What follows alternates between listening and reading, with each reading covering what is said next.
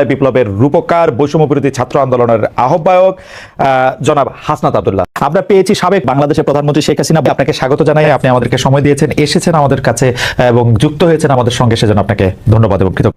আপনি সরকারের বাইরে থাকলে আপনি আসলে বিরোধী দল এরকমও কি আমরা বলতে পারি, নাকি আপনি সরকারের একটা এক্সটেন্ডেড হ্যান্ড, যার ক্ষমতা আসলে যারা সরকারে থাকতেছে তাদের চেয়েও বেশি? মানে ব্যাপারটা কি এরকম যে সব সমস্যার সমাধান দিতে পারে হাসনাত আর সার্জিস? ব্যাপারটা কি এরকম? আমরা একটা ওয়াচডগ হিসেবে কাজ করতেছি। গভর্নমেন্টের এক্সটেন্ডেড কোনো হ্যান্ড হয় না। গভর্নমেন্টের এক্সটেন্ডেড হ্যান্ড আগে ছিল, ছাত্রলীগ ছিল। গভর্নমেন্টের এক্সটেন্ডেড এরকম না। আমরা গভর্নমেন্টের এক্সটেন্ডেড হ্যান্ড যদি হইতো, গভর্নমেন্টের এক্সটেন্ডেড যদি হ্যান্ড হইতো, বিভিন্ন জায়গায় মিসঅ্যাপ্রোপ্রিয়েশন হইতো। আমরা তো মিসঅ্যাপ্রোপ্রিয়েশন না, আপনারা কোনো মিসঅ্যাপ্রোপ্রিয়েশন করতেছেন, আমরা যেটা করতে দিতেছেন না। আমরা চাইতেছি মানুষ যেটা কইতে চাইতেছে, মানুষ যেটা চাইতেছে, মানুষ যেমন বাংলাদেশ চাইতেছে, আমরা আমাদের জায়গা থেকে ওয়াচডগ হিসেবে একটা গভর্নমেন্টকে, গভর্নমেন্ট যেন প্রপার ফাংশন করতে পারে, গভর্নমেন্ট যেন আমাদের ডিরেল না হইতে পারে, গভর্নমেন্ট যেন সংস্কার করে একদম বছরের পর বছর, মানে একটা ওই যে হাসিনা যেটা করছে থাইকা না যেতে পারে। গভর্নমেন্ট যেন আবার, মানে ব্যাপারটা এমন না যে এই যে আওয়ামী ফেসিবাদ, এটা তো এমন না যে এটা চ্যাপ্টার যে কেউ হচ্ছে ফেসিবাদী হইতে পারে, ওকে, এটা যেন আর কেউ না হইতে পারে। মানুষের আশা আকাঙ্ক্ষা। আচ্ছা, আপনি মানে এই কাজটা খুবই আপনি চমৎকার বলছেন জনাব আব্দুল্লাহ। এইটা আপনি বলেন তো, এই যে বৈষম্য বিরোধী ছাত্র আন্দোলন জাতীয় নাগরিক কমিটি নামে আপনার দুইটা সংগঠনে কিন্তু সক্রিয়, দুইটারই অফিস আছে।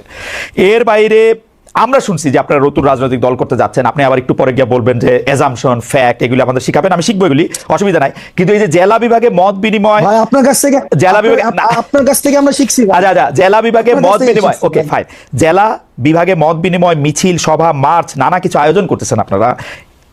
খুব জনপ্রিয় প্রশ্ন এটা, এগুলির ব্যয় আসলে কিভাবে আপনারা নির্বাহ করতেছেন? আপনাদের আর্থিক যোগান কিভাবে হইতেছে? হ্যাঁ, প্রশ্ন উঠতেছে এরকম যে রাষ্ট্রীয় গোয়েন্দা সংস্থা একটা রাজনৈতিক দল গঠনের প্রবেশ চেষ্টা চালাচ্ছে। ভাই আটকে গেছে, একটু পিছন থেকে বলতে হবে। না, সহজ। আপনাদের দুইটা জিনিস, একটা বৈষম্য বিরোধী ছাত্র আন্দোলন, একটা জাতীয় নাগরিক কমিটি। হ্যাঁ, এই দুইটাই আপনারা সক্রিয়, দুইটারই অফিস আছে, কিন্তু আপনারা জেলা বিভাগে এদিকে যাইতেছেন, বিভিন্ন ধরনের সভা করতেছেন, এগুলির টাকা আসতেছে কোত্থেকে? মানে এই প্রশ্নে কেউ কেউ কইতেছে যে আপনাদেরকে ডিজিএফআই, এনএসআই, সরকার এরকম টাকা দিচ্ছে, আপনাদের দিয়ে একটা দর করতেছে। বলেন এবার। আচ্ছা খালেদ ভাই, আমি একটা কথা বলি। যেমন আমি ব্যক্তিগতভাবে লাস্ট 15 দিন ধরে একটা প্রাডু চড়তেছি। প্রাডু গাড়িটার দাম হচ্ছে 1,80,00,000 টাকা।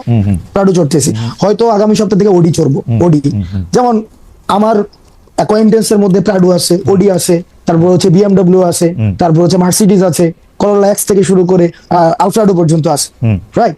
এখন আপনার কি মনে হয় না যে হাসনাত আব্দুল্লাহ একটা আন্দোলন করেছে? যেমন খালেদ ভাই, আপনার গাড়িটা কি, মানে আপনি কি মডেলের গাড়ি এখন ব্যবহার করেন? এখন নিউইয়র্কে গাড়ি নাই। মানে নিউইয়র্কে গাড়ি নাই, মানে গাড়ি তো ছিল, কি গাড়ি আছে আপনি? আমার জার্মানিতে ভক্সওয়াগন ছিল, ওরা ফক্সওয়াগন। আচ্ছা, ভক্সওয়াগন বা ফক্সওয়াগন হোয়াটএভার। আপনার কি মনে হয় না বাংলাদেশে এরকম হাসনাত আব্দুল্লাহ অন্তত 100টা খালেদ ভাই আছে যে তাকে গাড়ি দিতে পারে? হ্যাঁ, না, এগুলি নিয়ে কিন্তু আমার কোনো আপত্তি নেই, কিন্তু আসতেছি ভাই। ঠিক একইভাবে এই 100টা খালেদ মহিউদ্দিন ভাই বাংলাদেশে এরকম ভক্সওয়াগনের মালিক যেমন আছে, তারাই চায়, এই শুভাকাঙ্ক্ষীরাই চায় যে তাদের একটা প্রোগ্রাম হবে। ভাই আমরা একটা প্রোগ্রাম আয়োজন করতেছি, আপনারা আসেন, সেখানে মানুষের সাথে আপনারা কথা বলেন। মানুষের আপনাদের প্রতি অনেক ধরনের হচ্ছে নেতিবাচক ধারণা রয়েছে, তাদের অনেক জিজ্ঞাসা রয়েছে, তারা অনেক কিছু জানতে চায়, অনেক কিছু বলতে চায়। আমরা সেই জিনিসটা তাদের আয়োজনে গিয়েছি। 100 খালেদ মহিউদ্দিন সেই কাজগুলো করে। 100 খালেদ মহিউদ্দিন বাংলাদেশে, 100-1000 খালেদ মহিউদ্দিন। না, আমার 50 লক্ষ খালেদ মহিউদ্দিন আছে, অসুবিধা নাই। কিন্তু আমার কাছে মনে হয় যে এই যে আপনি প্রাডো চড়তেন, এখন প্রাডো চড়তেছেন, ওডি চড়তেছেন, মার্সিডিজ চড়বেন, বিএমডব্লিউ চড়বেন, সেগুলো ঠিক আছে, কিন্তু আপনার সাথে কি এদেরই বেশি বন্ধুত্ব হইতেছে রিক্সাওয়ালা বা টয়টাওয়ালাদের চেয়ে? আমার রিক্সাওয়ালাদের সাথে সম্পর্ক আছে।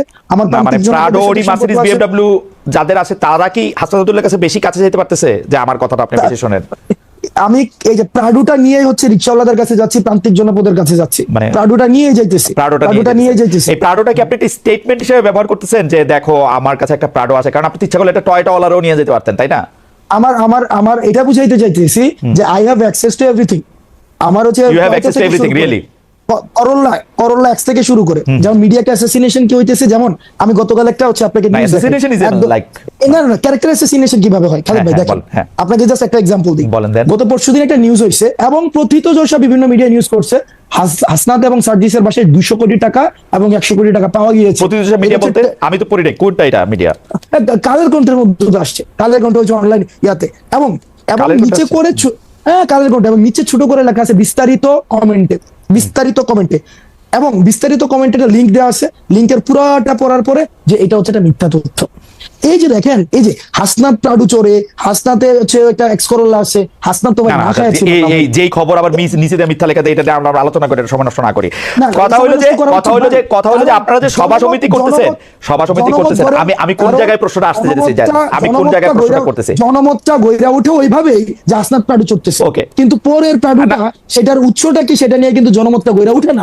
এই ক্লিকবেট জার্নালিজমের প্রবলেমটা হচ্ছে জায়গায় ভাই। দেখেন আমি আপনাকে বলি, আমার দুইটা বন্ধু আছে, এর একটা প্রাডো গাড়ি আছে, এর একটা টয়টা গাড়ি আছে, আরেকটা খালাতো বন্ধু আছে, ওর ধরেন আরো একটা ছোট গাড়ি আছে। আমি যে এর মধ্যে পিক এন্ড চুজ করে প্রাডোটা নিতেছি, এর মধ্যে আমার কোনো কামনা বাসনা আছে কিনা? না, আমার মধ্যে যেটা কমফোর্ট ফিল করতেছি আমি সেটা নিয়ে যেতেছি। কিছু এমন তো ওভারও তো চড়তে হয় মাঝে মাঝে। আচ্ছা, মানে যেটাতে আপনি কমফোর্ট ফিল করতেছেন, আপনি ইউ আর কমফোর্টেবল, মানে এইটাতে এইটা আমি কেন জিজ্ঞেস করছি আমি বলি তারা কিছু এই বন্ধু আমরা আপনি ইংরেজি সাহিত্যের ছাত্র, আপনি কিন্তু বারবার মানে ইংরেজি সাহিত্যের কথা বলতে হয়। আপনি কি কখনো দেখছেন যে কেউ কোনো বন্ধুত্বের বিনিময়ে কিছু আশা না করে? যারা আপনার সাথে এই বন্ধুত্বটা এখন করতেছে তারা আপনার থেকে কিছু আশা করতেছে না? না ভাই, বন্ধুত্ব না তো। আপনার ওই যে এই যে হাসিনার বিরুদ্ধে যারা আন্দোলনে আসছিল, মানুষ তো টাকা নিয়ে রাস্তায় আসছিল। এই টাকা কোন দিনের জন্য? এই টাকা হচ্ছে মানুষের জন্য। যদি দেশে পোলাপাই না থাকে আমি এই টাকা দিয়ে কি করবো? এই ভিডিও গুলো তো আছে, ওই মানুষগুলো এখনো আছে, যারা চায় না কোনোভাবে আর বাংলাদেশটা কোলাপস করুক, বাংলাদেশের মানুষ আশাহত হোক। এই ধরনের প্রচুর মানুষ আছে ভাই, প্রচুর মানুষ আছে যারা এই কাজটা। ঠিক আছে, আমি এটা বুঝতে পারছি। সুতরাং টাকা আপনারা কোনো ওই যে পলিটিক্যাল পার্টিগুলি যেমন করে চান্দা নেয়, একটা রসিদ দেয় বা দেয় না, তারপর টাকা নিয়ে এরকম থাকে, তো আপনারাও যখন এই ব্যয়টা এগুলির জন্য টাকা নিতেছেন, এগুলি কোনো রসিদ টসিদ থাকতেছে না, এটা জাস্ট মুখে মুখে কথায় এই 50,000 টাকা দিল, এই রাস্তা দ্বারা 20,000 টাকা দিল, ব্যাপারটা কি এরকম? আচ্ছা, একটা প্রোগ্রাম আমরা কেমনে আয়োজন করি? একদম সহজ কথা, এখানে বলেন তো। আমরা তর্কের খাতিরে ধরে নেই এই প্রোগ্রামটাতে 1 লাখ টাকা ব্যয় হবে। এবার আপনি আমার ব্রেকআপটা দেখান। এবার আসেন প্রোগ্রামটা আয়োজন করে কিভাবে। একটা বিষয় প্রথমে মাথায় রাখতে হবে, বৈষম্যবিরোধী ছাত্র আন্দোলন রাজনীতি বললাম, আমি শুরুতে বলছি সবার অংশগ্রহণ করেছে। এবার ধরেন খালেদ মহিউদ্দিন ভাই চাইতেছে তার এলাকায় মানুষ কথা বলতে চায়, তার এলাকায় যারা আন্দোলন করেছে তারা আমাদের সাথে কথা বলতে চায়, তারা আমাদের বিষয়ে কিছু বিষয়ে তারা ক্ষুব্ধ, তারা আমাদের বিষয়ে তারা কিছু ইস্যু আছে, এবং একই সাথে তারা কিছু আশা আকাঙ্ক্ষার কথা বলতে চায়। আমরা সেখানে যাই, খালেদ মহিউদ্দিন কি করে সেই প্রোগ্রাম আয়োজন করে, সেই প্রোগ্রামে এলাকার মানুষ থাকে, যারা আন্দোলন অংশীজন ছিল তারা থাকে, তারা নিজস্ব ফান্ডিং এ সেই কাজটা করে। সিম্পল। ওকে, বাংলাদেশে যেহেতু 50 লক্ষ খালেদ এতদিন ধরে গর্তের ভিতরে থাইকা আপা সমানে দোয়া ইউনিস পড়ছেন বলেই না এমন বিজয়ের দেখা। পলানোর সময় সেই মানুষগুলির কথাও মনে পড়লো না শেখ হাসিনা। আপা আপনার একটু মন্তব্য শুনতে চাই, আপনি আমাদের একটু বলবেন জুলাই অভ্যুত্থানের ফল। দেশবাসীর কাছে আমি বিচার চাই, কি অপরাধটা কি করেছি যে এইভাবে, যেখানে আমি মানুষের ভাগ্য পরিবর্তনের কাজ করে যাচ্ছি, মানুষের জীবন মান উন্নয়ন করেছি। আজকে বাংলাদেশ সেই 2008-এর বাংলাদেশ আর 2024-এর বাংলাদেশ তো এক না। বাংলাদেশের মানুষের জীবন মান তো উন্নত হয়েছে, আমাদের অর্থনীতি আজকে কত উপরে উঠে গিয়েছিল, এবং এটা মনে হলো যে আর কিছু না, এটা আমাদের অর্থনীতিকে সম্পূর্ণ পঙ্গু করে দিয়ে বাংলাদেশকে আবার ভিক্ষুকের জাতি করে দেওয়া, এটাই বোধহয় এদের পিছনে ষড়যন্ত্র। সেটাই হচ্ছে সব থেকে দুঃখজনক যে দিন রাত অক্লান্ত পরিশ্রম করে বাংলাদেশটাকে যখন একটা জায়গায় নিয়ে আসলাম, আজকে সেখানে দেখি এই একদিকে জ্বালা পোড়া সব কিছু।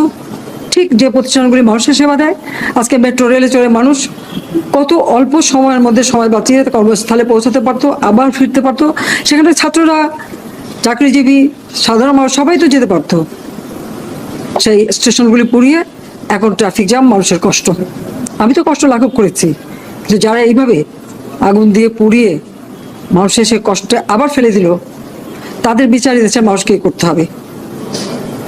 আমি খালি সকলের সহযোগিতা চাই, আর এইভাবে মায়ের কোল খালি হোক এটা আমি চাই না, কারণ আমি তো বাবা মা সব হারিয়েছি, আমি তো জানি হারাবার ব্যথা কত কষ্ট, কিন্তু সেই কষ্ট বুকে নিয়ে তো ফিরে আসছি এদেশের মানুষের জন্য।